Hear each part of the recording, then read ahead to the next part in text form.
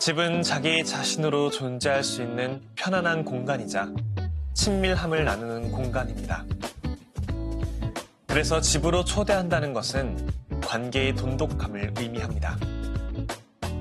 예수님은 화려한 궁전이나 거대한 회당이 아니라 그렇게 일상적인 공간인 집으로 사람들을 찾아오셨습니다. 특별할 것 없는 빵으로 식사를 하고 평범한 사람들의 호소와 애원에 귀를 기울이셨던 주님의 사랑이 집과 길 위에서 드러납니다. 이 시간에는 책을 읽으며 우리의 손길이 닿지 않는 천상의 신이 아니라 함께 하시는 땅 위의 예수님의 사랑에 머물러 보려 합니다.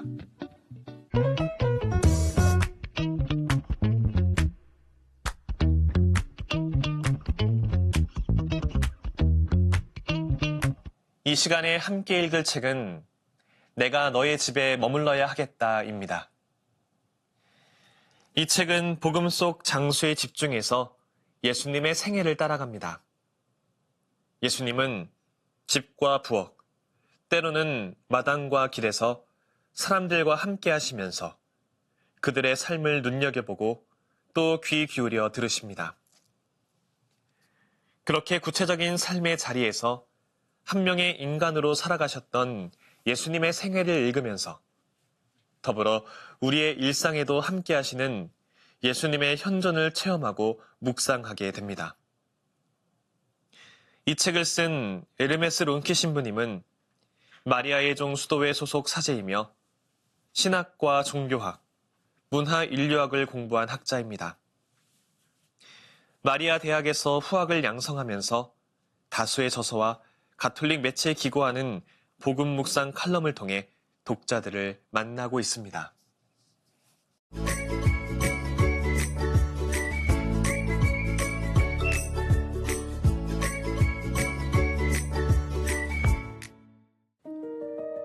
그리스도교는 성전이 아니라 집에서 시작되었다. 분향재단 오른쪽에 서 있던 대천사 가브리엘은 성소의 울타리를 넘어 나자렛이라는 고을에 사는 한 처녀의 집으로 들어갔다. 평범한 한 처녀의 일상과 특별할 것 없는 장소의 소박함 안으로 들어가고자 사제직과 전례의식에 장엄한 틀을 부순 것이다. 우리 그리스도인들은 대체로 하느님을 자리에 앉아 계신 분으로 인식하는 것 같다. 종교의 하느님과 삶의 하느님이 분리되어 있다. 예식의 하느님, 전례의 하느님, 신학교의 하느님은 삶에서 저만치 떨어져 계신다. 그러한 하느님은 인간의 몸짓과 갈망, 인간의 고통과 비극 안으로 내려오시지 않고 일상의 색깔과 온기가 없다. 삶에 거주하시지 않는다. 우리는 규율에 매이는 관료주의에 빠져 마음을 잃지 못하는 문맹이 될 위험이 있다. 다시금 종교의 하느님과 삶의 하느님을 만나게 하기 위한 가장 복음적인 길은 삶 속에 함께 계신 하느님에게서 출발하는 것이고 그분이 들려주시는 집의 비유를 전례적 상징만이 아니라 그분이 항상 거처하심을 상징하는 집의 비유를 귀여겨 듣는 것이다.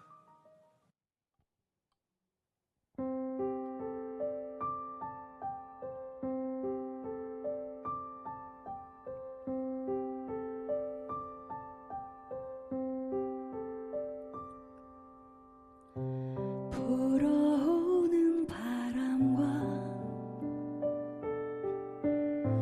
커가는 아이들 웃음을 주님께서 함께라는 걸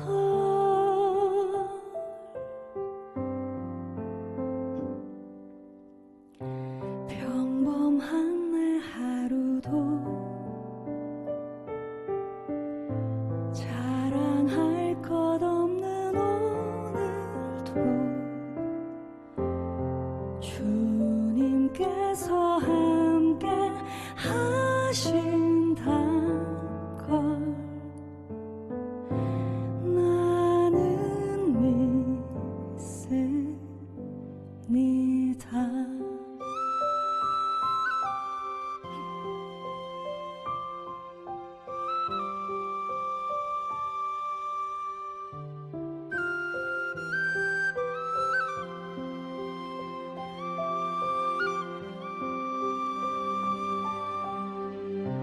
나는 볼 수 없지만 나는 만질 수도 없지만 주님께서 함께 하신다고 나는 믿습니다.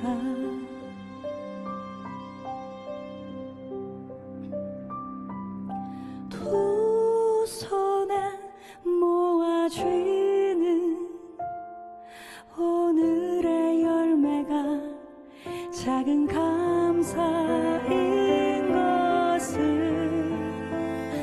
매일의 작은 기적이죠.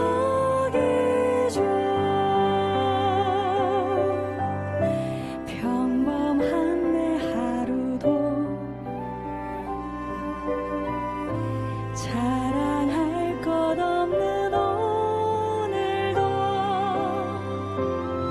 주님께서 함께라는 것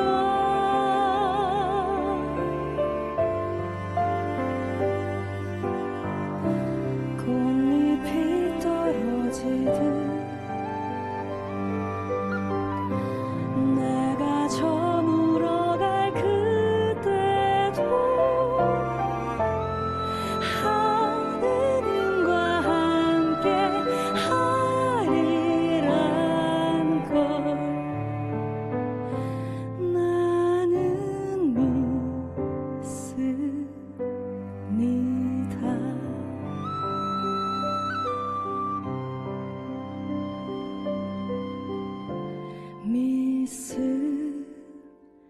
믿습니다.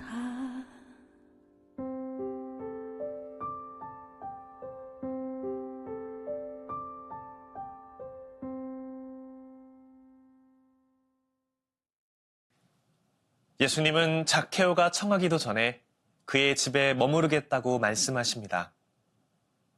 그렇게 인간의 의지보다 앞서 삶에 함께 하시겠다고 하시는 예수님께서 또 어떤 공간에서 함께 하시는지 책을 조금 더 읽어보겠습니다.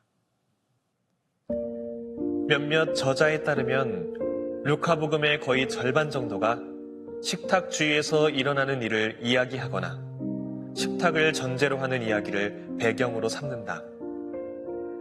식탁은 단지 식사를 하기 위해서만 아니라 서로 만나기 위해 즐겨 찾는 장소다. 우정과 유대의 향내가 가득한 만남이 이루어지는 곳이다. 우리는 같은 식탁에 앉아 음식만이 아니라 서로의 현존을 즐긴다. 음식을 함께 나누는 식탁은 근본적으로 인간적인 발상이라 할 수 있는데 여기에는 우리의 정체성을 이루는 관계 맺음의 목적이 있는 것이다. 우리는 모두 피조물과 사귀고 관계를 맺음으로써 돌봄과 보호를 받아야 한다. 음식은 배고픔을 덜어준다. 다른 사람과 함께 먹는 음식은 영혼의 배고픔까지 모두 덜어주고 그 영혼을 가볍고 활기차게 해준다. 같은 식탁에 앉을 수 있도록 누구든지 받아들이는 예수님의 사귐은 개종자나 추종자를 찾기 위해서가 아니라 당신과 함께 있을 사람을 찾기 위해서다. 누군가는 회심할 수도 있겠지만 어쩌면 아무도 회심하지 않을 수도 있다. 하지만 예수님은 이런 계산을 하지 않으신다. 예수님의 시선은 누가 더 품위 있고 품위가 떨어지는지, 누가 전과 기록이 있고 예식을 철저하게 지키는지에 가 있지 않다.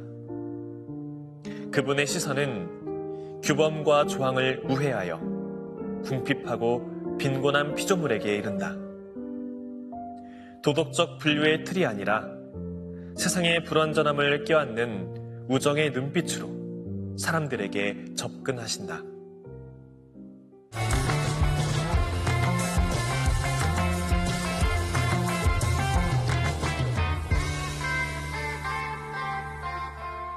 내가 너의 집에 머물러야 하겠다는 복음 속 예수님께서 다니신 길과 집을 따라가며 우리의 일상적이고 구체적인 삶의 자리에서 주님의 현존을 발견하고 그분을 더욱 친밀하게 만날 수 있도록 이끌어주는 책입니다.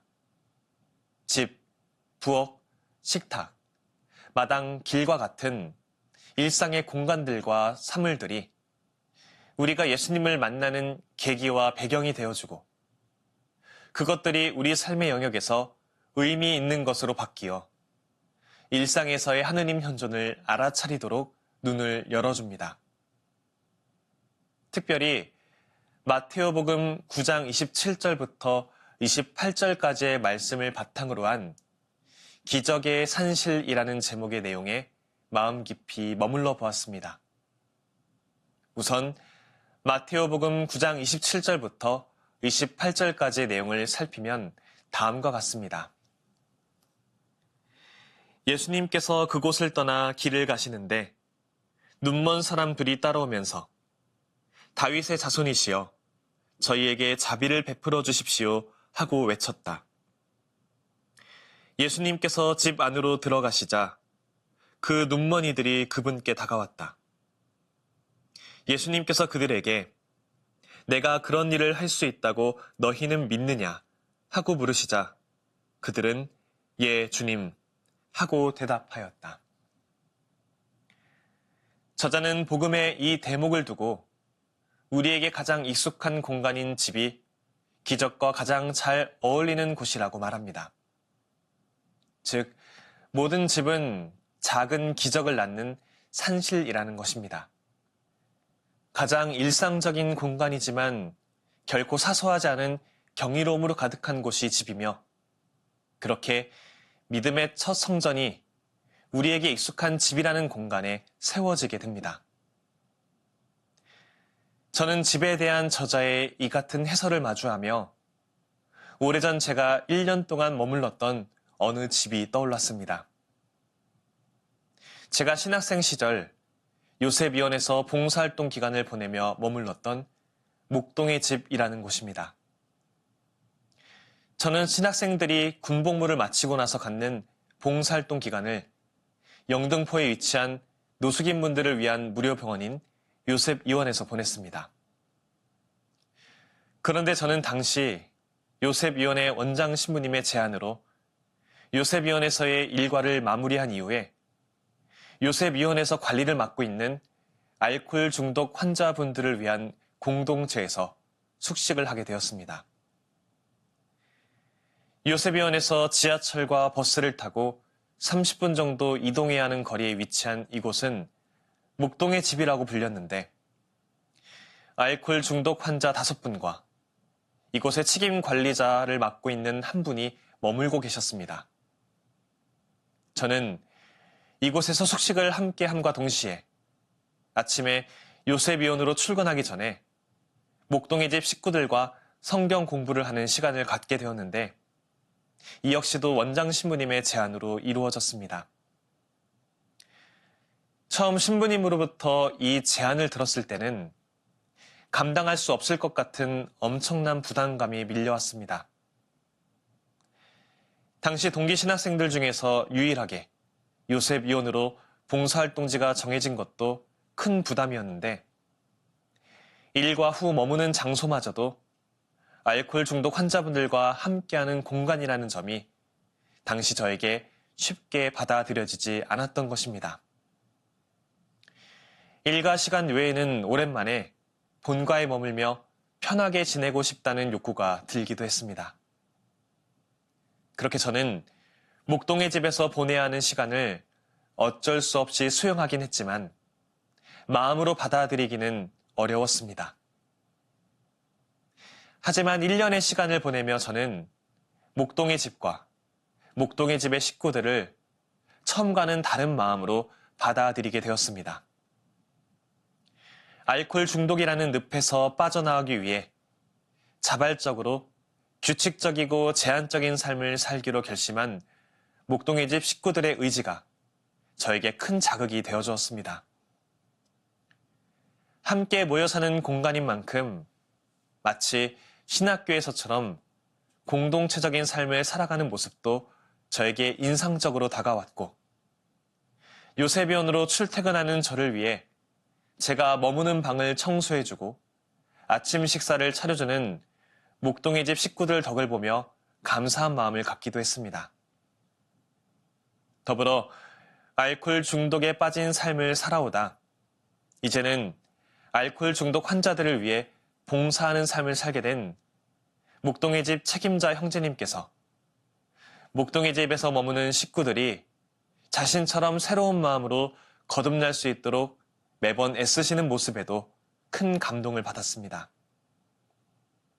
그렇게 목동의 집은 저에게 점차 예수님께서 함께 기거하고 계신 공간, 저에게 가장 편하고 안락한 공간, 함께 머무는 이들이 제 가족처럼 다가오는 공간이 되어주었습니다. 내가 너의 집에 머물러야 하겠다를 통해서 나에게 익숙한 삶의 자리에서 함께 해주시는 하느님을 더 깊이 체험할 수 있으면 좋겠습니다. 결국 우리가 하느님을 체험하고 예수님을 맞이할 수 있는 공간이 우리에게 집처럼 안락한 공간이 될 수 있음을 깨달을 수 있으면 좋겠습니다. 식당은 연회를 열고 친교와 우정이 꽃피는 장소여서 우리는 식당을 좀 더 품위 있고 깨끗하게 여긴다. 늘 정돈되어 있고 무대처럼 완벽하다. 그런데 부엌은 그렇지 않다.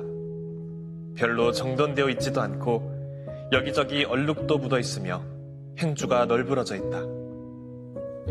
부엌에서는 그다지 예쁘고 멋진 것에 신경 쓰지 않고 일한다. 식당에서는 기쁨을 나누지만 부엌에서는 남들이 알아주지 않는 힘든 일을 한다. 부엌에서 나는 음식 냄새는 다른 것과 혼동할 수가 없다.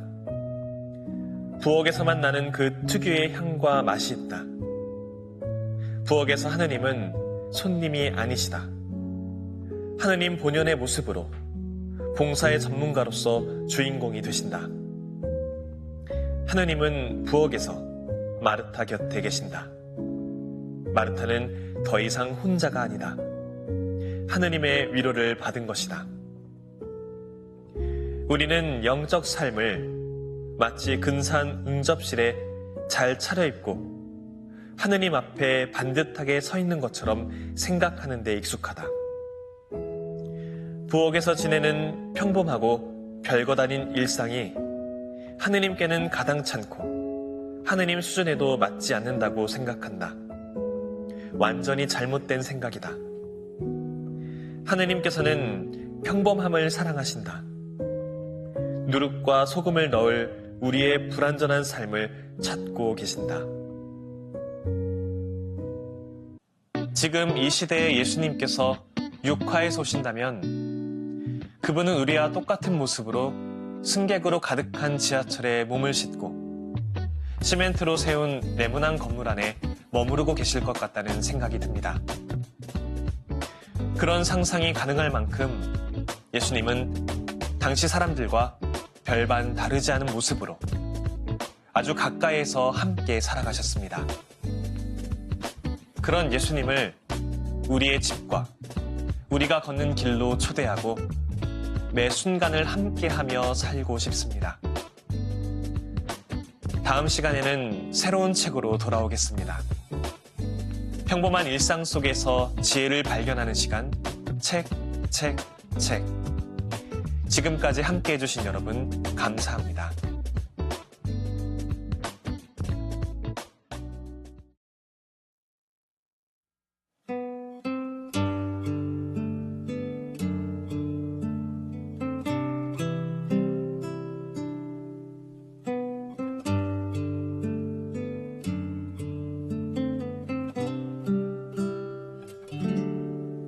그리스도야 빵을 떼어 주시고 그리스도야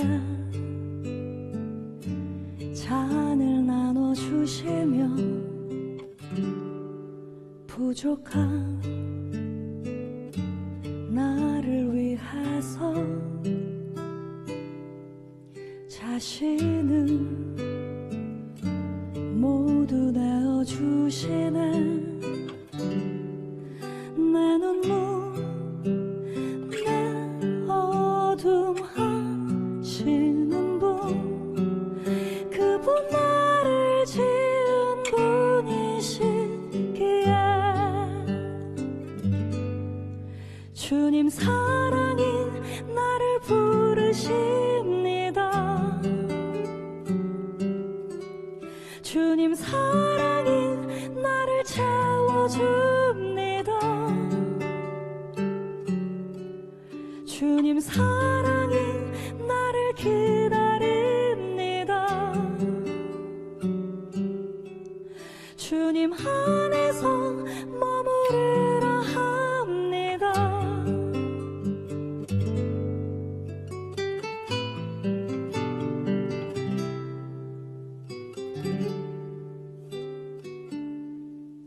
이 빵은 너를 위한 나의 몸, 이 잔은